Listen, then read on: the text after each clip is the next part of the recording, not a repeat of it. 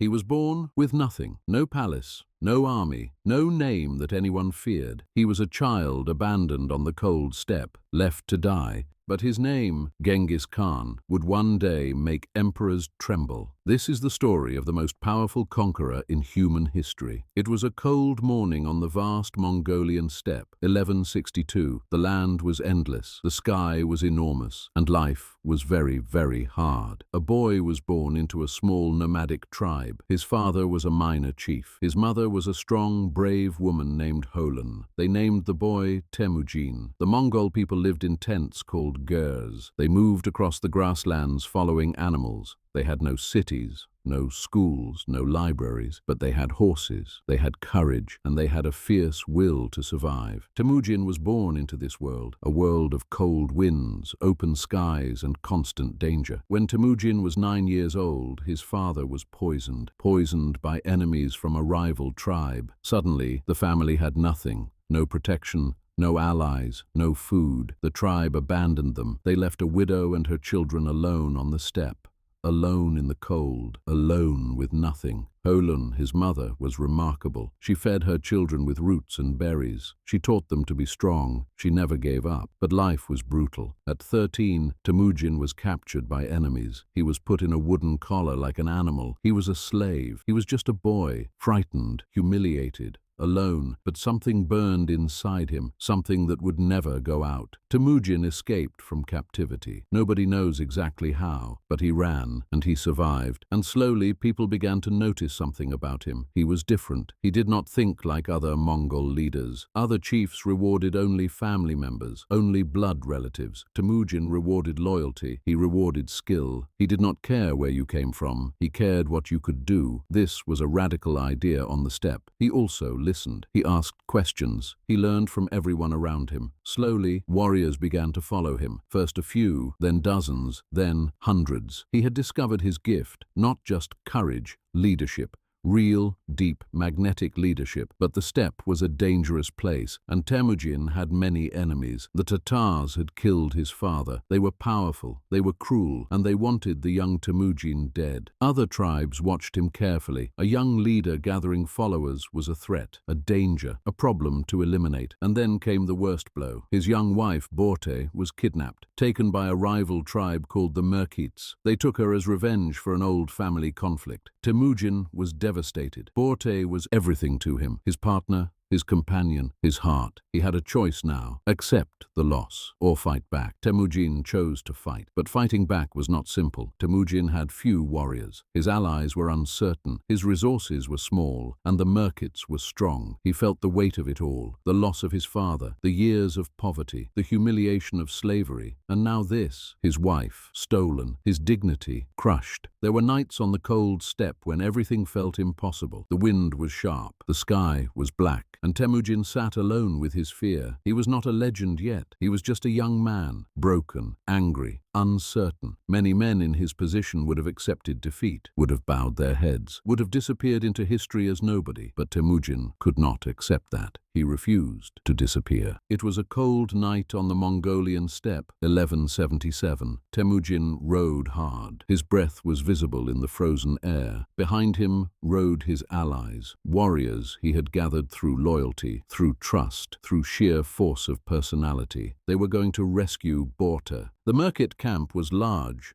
The risk was enormous. His men were outnumbered, but Temujin did not stop. He attacked at dawn.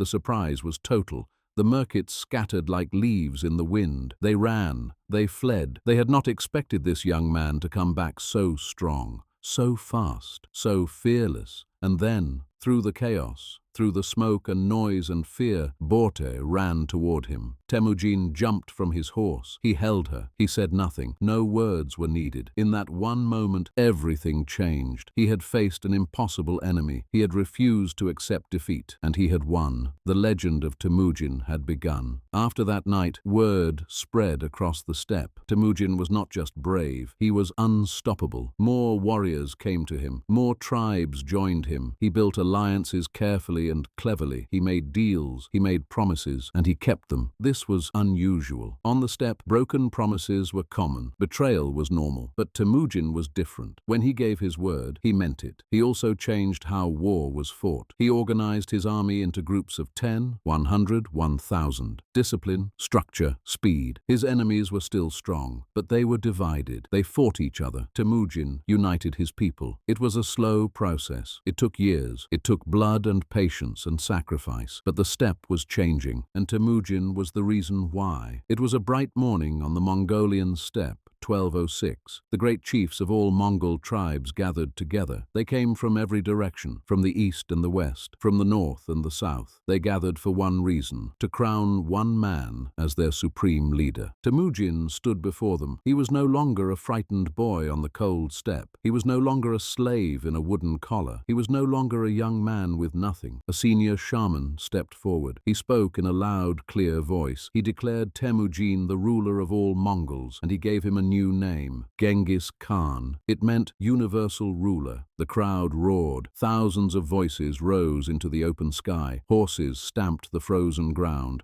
Flags flew in the cold wind. Genghis Khan closed his eyes for one moment. He had started with nothing, absolutely nothing, and now he ruled everything. But power changed things. Genghis Khan built the largest empire the world had ever seen. He conquered China. He conquered Persia. He conquered Central Asia. His armies moved like thunder across the land. But the conquests came with a terrible price. Cities were destroyed. Millions of people died. Entire civilizations were erased from the earth. The great city of Samarkand, the libraries of Baghdad's predecessor cities, gone, all gone. Genghis Khan was not only a builder, he was also a destroyer, and personally he grew distant. The warmth of his early years faded. Power had hardened him. Victory had isolated him. His sons fought each other. His empire was already cracking from within. In 1227, Genghis Khan died, alone, far from home, on another campaign. The universal ruler was gone, and yet the world never forgot him. Genghis Khan created the largest contiguous empire in human history. It stretched from the Pacific Ocean to Eastern Europe, from the frozen north to the warm south. He connected east and west. The Silk Road flourished under Mongol rule. Trade moved freely. Ideas traveled. Cultures mixed. He introduced religious tolerance across his empire. He protected merchants. He respected skilled people regardless of their background. Some historians call him the first globalist, the first leader who truly connected the whole world. He started as an abandoned child on a cold steppe. He ended as the ruler of half the known world. His story is almost impossible to believe, and yet it is true. But Genghis Khan was not perfect. Far from it. His conquests killed millions of innocent people. Entire cities were burned to the ground. Entire populations were destroyed. Some historians estimate that 40 million people died because of his campaigns. 40 million. Some say he was simply a man of his time. That war was brutal everywhere in the medieval world. Maybe this is true, but the scale of his destruction was extraordinary. Even by the standards of his era, nobody is perfect. Genghis Khan was deeply, painfully human, brilliant and brutal, visionary and violent, and that honest truth is part of what makes his story so powerful. So what can we learn from Genghis Khan? We learn that where you begin does not decide where you end. Temujin began with nothing, no family protection, no wealth, no power, and yet he changed the entire world. We learn that loyalty builds more than force. He won hearts before he won battles. We learn that pain can become power. Every humiliation he suffered became fuel. Every loss became a lesson, and we learn something uncomfortable too. We learn that greatness and destruction can live inside the same person. History is never simple, my friends, and neither are the people who make it. Genghis Khan never stopped learning. Even as a ruler, even as a conqueror, he listened to advisors. He learned from defeated enemies. He borrowed ideas from every culture he encountered. You are doing something similar right now. You are learning English. You are opening new doors. Some days feel hard. Some days the words do not come easily, but you are here, you are listening, you are growing. Temujin started with nothing and built everything. You are building something too, one word at a time. If this story moved you, please like this video and subscribe to Story World English for more. Leave a comment below. Tell me which part of Genghis Khan's story surprised you the most. He built an empire from nothing,